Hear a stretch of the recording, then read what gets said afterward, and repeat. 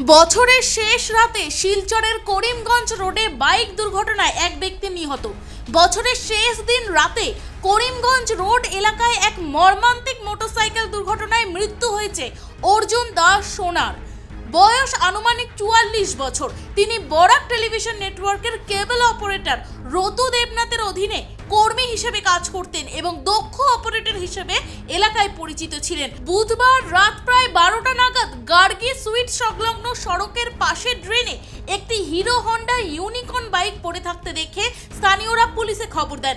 Recovery van না থাকায় রাতেই বাইকটি উদ্ধার করা সম্ভব হয়নি। পরদিন সকাল 10:30টায় ট্রাফিক পুলিশের রিকভারি ভ্যান উদ্ধার শুরু করলে ড্রেনে কাদা জল থেকে প্রথমে একটি হাত এবং পরে এক ব্যক্তির মৃতদেহ উদ্ধার করা হয়। স্থানীয়রা দেহটি শনাক্ত করে জানান সেটি সোনার। পুলিশের প্রাথমিক অনুমান বাইকের নিচে চাপা পড়েই তার মৃত্যু হয়েছে। তবে বাইকের পিছন অংশ ক্ষতিগ্রস্ত থাকায় পিছন থেকে ধাক্কার সম্ভাবনাও তদন্ত করা হচ্ছে। ঘন কুয়াশা ও কম দৃশ্যমানতাকে দুর্ঘটনার সম্ভাব্য কারণ বলে ধারণা করা হচ্ছে। পুলিশ মৃতদেহ ময়নাতদন্তের জন্য শিলচর মেডিকেল কলেজ হাসপাতালে পাঠিয়েছে। স্ত্রী ও 2 সন্তানকে রেখে চলে যাওয়া সোনার মৃত্যুতে এলাকায় শোকের পরিবেশ বিরাজ করছে। এই জায়গাটার নাম কি? এটা হলো ইএনডি কলোনি, আপনার বাজার সংলগ্ন এলাকা। গতকালকে রাত্রেবেলা একটা বাইক অ্যাক্সিডেন্ট হয়েছে, যেটা হলো হুন্ডা ইউনিকর্ন বাইক। সবাই দেখেছে বাইকে একটা অ্যাক্সিডেন্ট হয়েছে, কিন্তু মানুষ দেখা যায়নি। কালকে রাত্রে ট্রাফিকও এসেছিল ঘটনাস্থলে, এসে দেখে গেছে কিন্তু কোনো মানুষ ছিল না।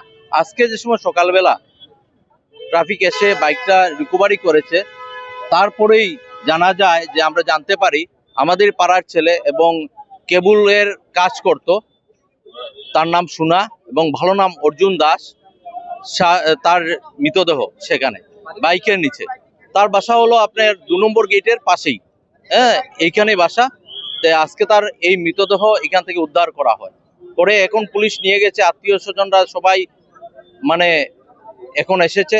এবং কালকে লোকাল যারা আছে তার মানে বাইকটা দেখে তাকে অনেকবার ফোন করা হয়েছে সে কোথায়, কিন্তু ফোনটা সুইচ অফ নট রিচেবল সেটাই এসছিল। কিন্তু কোনো মানুষ যে বাইকের নিচে আছে বলে সেটা দেখা যায়নি। এবং কিভাবে কি হয়েছে কেউ প্রত্যক্ষদর্শী কেউ দেখেনি, কিন্তু 12টা 15 থেকে সবাই দেখতে পেয়েছে। পুলিশও এসেছিল রাত্রে, কিন্তু পুলিশ রাত্রে রিকভারি ভ্যান দিয়ে গাড়িকে রিকভারি করবে বলে সেটা করা হয়নি। যদি করা হতো হয়তো বা কালকে রাত্রেই তার মৃতদেহ দেখতে পাওয়া যেত বা বাঁচানো সম্ভব ছিল।